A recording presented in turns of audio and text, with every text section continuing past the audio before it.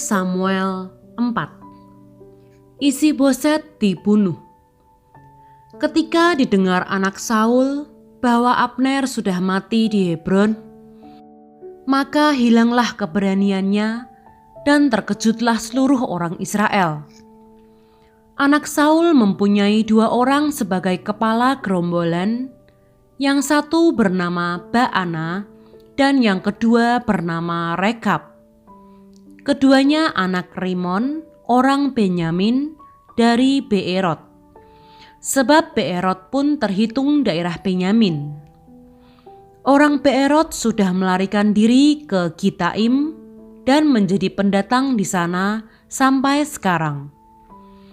Yonatan anak Saul mempunyai seorang anak laki-laki yang cacat kakinya. Ia berumur 5 tahun ketika datang kabar tentang Saul dan Yonatan dari Yisrael. Inang pengasuhnya mengangkat dia pada waktu itu lalu lari, tetapi karena terburu-buru larinya, anak itu jatuh dan menjadi timpang. Ia bernama Mefi-Boset.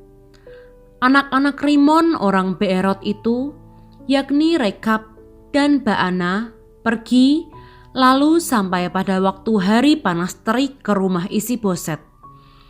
Ketika ia sedang berbaring siang hari, kebetulan penjaga pintu rumah itu mengantuk dan tertidur ketika sedang membersihkan gandum. Demikianlah Rekab dan Baana menyusup ke dalam. Mereka masuk ke dalam rumah itu ketika Isi-Boset sedang berbaring di atas tempat tidurnya di dalam kamar tidurnya, membunuh dia lalu memenggal kepalanya. Mereka membawa kepalanya itu lalu berjalan semalam-malaman melalui jalan dari Araba Yordan. Kepala Isi-Boset itu dibawa mereka kepada Daud di Hebron, dan mereka berkata kepada raja, "Inilah kepala Isi-Boset anak Saul musuhmu itu, yang ingin mencabut nyawamu. Tuhan pada hari ini telah membiarkan tuanku raja mengadakan pembalasan atas Saul dan atas keturunannya." Tetapi Daud menjawab Rekab dan Baana saudaranya, anak-anak Rimon, orang Beerot itu, katanya kepada mereka, "Demi Tuhan yang hidup, yang telah membebaskan nyawaku dari segala kesesakan.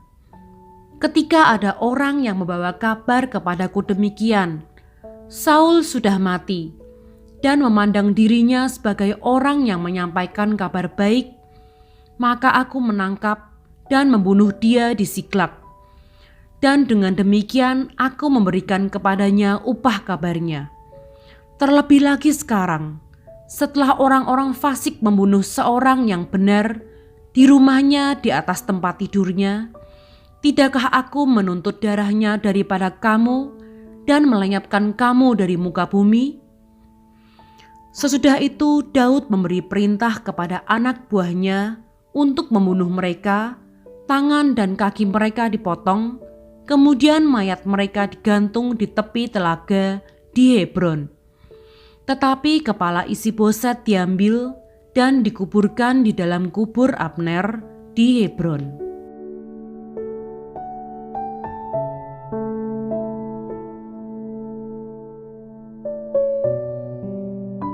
2 Samuel 5. Daud menjadi raja atas seluruh Israel. Lalu datanglah segala suku Israel kepada Daud di Hebron dan berkata, "Ketahuilah, kami ini darah dagingmu. Telah lama ketika Saul memerintah atas kami, engkaulah yang memimpin segala gerakan orang Israel. Dan Tuhan telah berfirman kepadamu, engkaulah yang harus menggembalakan umatku Israel, dan engkaulah yang menjadi raja atas Israel." Maka datanglah semua tua-tua Israel menghadap raja di Hebron.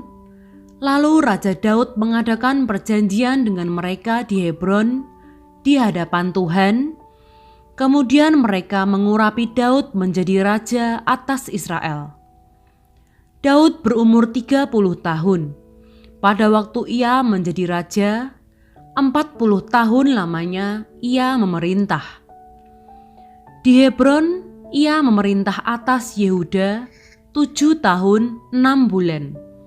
Dan di Yerusalem ia memerintah 33 tahun atas seluruh Israel dan Yehuda. Daud merebut Yerusalem dan menetap di sana. Lalu raja dengan orang-orangnya pergi ke Yerusalem menyerang orang-orang Yebus, penduduk negeri itu. Mereka itu berkata kepada Daud, "Engkau tidak sanggup masuk kemari. Orang-orang buta dan orang-orang timpang akan mengenyahkan engkau." Maksud mereka, Daud tidak sanggup masuk kemari. Tetapi Daud merebut kubu pertahanan Sion, yaitu kota Daud. Daud telah berkata pada waktu itu, "Siapa yang hendak memukul kalah orang Yebus, haruslah ia masuk melalui saluran air itu." Hati Daud benci kepada orang-orang timpang dan orang-orang buta.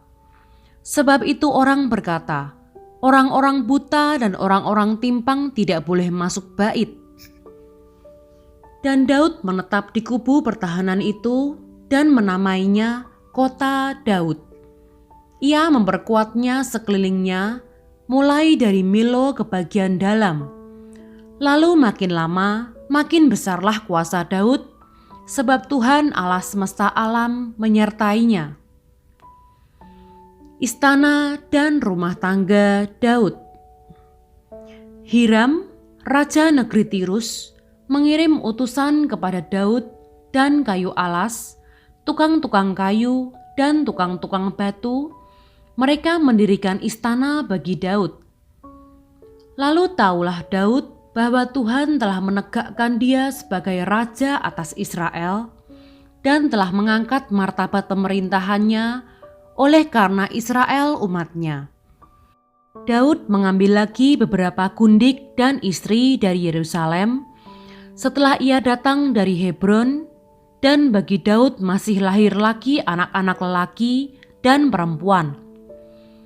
Inilah nama anak-anak yang lahir bagi dia di Yerusalem: Syamua, Sobab, Natan, Salomo, Yibhar, Elisua, Nefek, Yafia, Elisama, Eliada, dan Elifelet.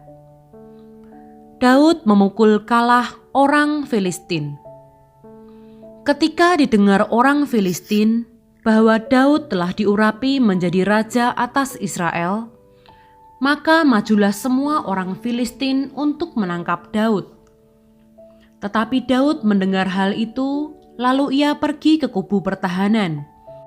Ketika orang Filistin itu datang dan memencar di lembah Refaim, bertanyalah Daud kepada Tuhan, "Apakah aku harus maju melawan orang Filistin itu? Akan kau serahkankah mereka ke dalam tanganku?" Tuhan menjawab Daud, "Majulah, sebab aku pasti akan menyerahkan orang Filistin itu ke dalam tanganmu." Lalu datanglah Daud di Baal Perasim dan memukul mereka kalah di sana.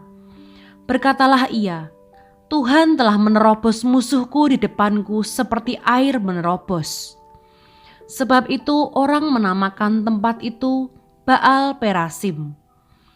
Orang Filistin itu meninggalkan berhalanya di sana, lalu Daud dan orang-orangnya mengangkatnya. Ketika orang Filistin maju sekali lagi dan memencar di lembah Refaim, maka bertanyalah Daud kepada Tuhan, dan ia menjawab, "Janganlah maju, tetapi buatlah gerakan lingkaran sampai ke belakang mereka, sehingga engkau dapat menyerang mereka dari jurusan pohon-pohon kertau. Dan bila engkau mendengar bunyi derap langkah di puncak pohon-pohon kertau itu, maka haruslah engkau bertindak cepat, sebab pada waktu itu Tuhan telah keluar berperang di depanmu untuk memukul kalah tentara orang Filistin." Dan Daud berbuat demikian seperti yang diperintahkan Tuhan kepadanya, maka ia memukul kalah orang Filistin mulai dari Geba sampai dekat Gezer.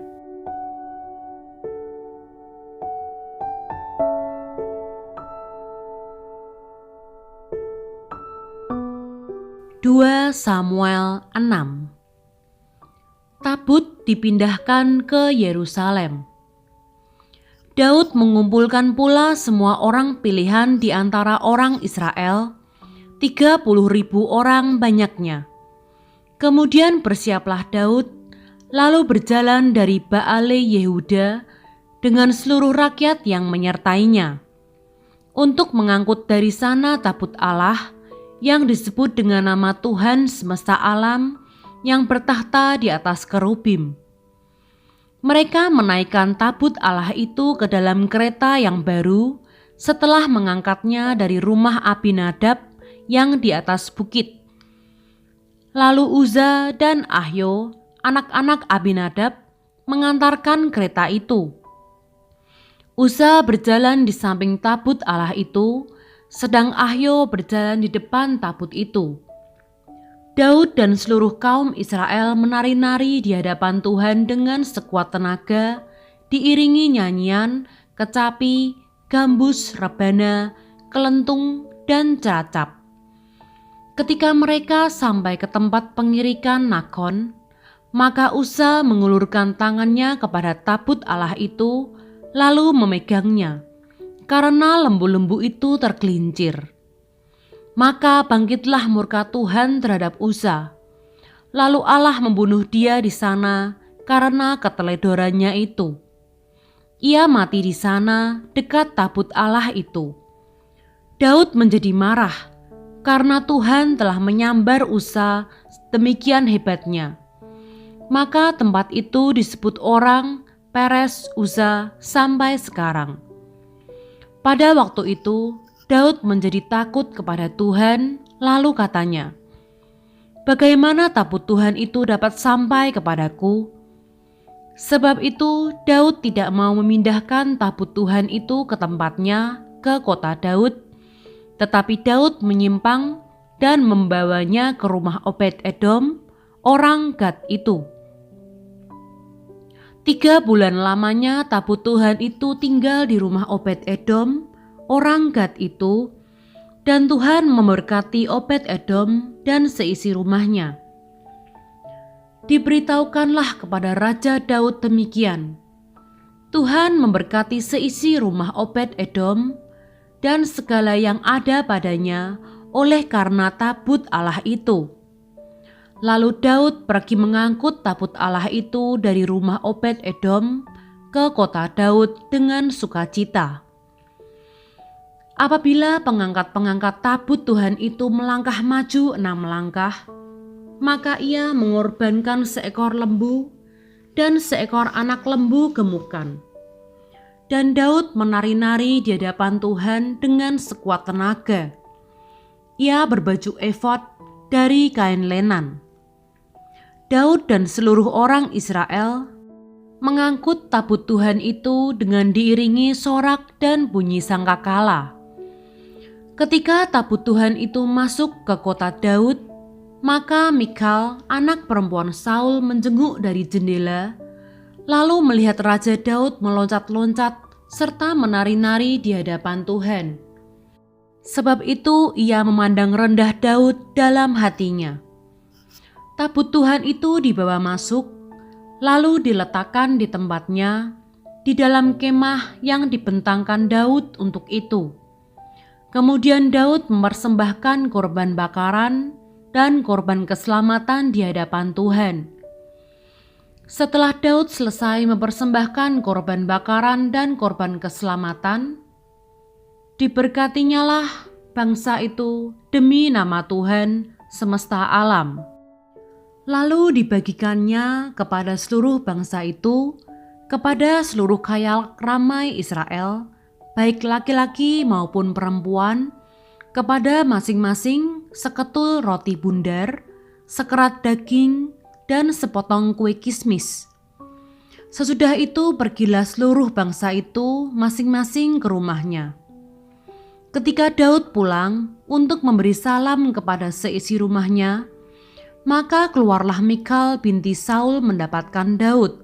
Katanya, "Betapa raja orang Israel yang menelanjangi dirinya pada hari ini di depan mata budak-budak perempuan para hambanya, merasa dirinya terhormat pada hari ini, seperti orang hina, dengan tidak malu-malu menelanjangi dirinya." Tetapi berkatalah Daud kepada Mikal, "Di hadapan Tuhan yang telah memilih aku dengan menyisihkan ayahmu dan segenap keluarganya untuk menunjuk aku menjadi raja atas umat Tuhan, yakni atas Israel, di hadapan Tuhan aku menari-nari. Bahkan aku akan menghinakan diriku lebih daripada itu. Engkau akan memandang aku rendah, tetapi bersama-sama budak-budak perempuan yang kau katakan itu, bersama-sama merekalah aku mau dihormati." Mikal binti Saul tidak mendapat anak sampai hari matinya.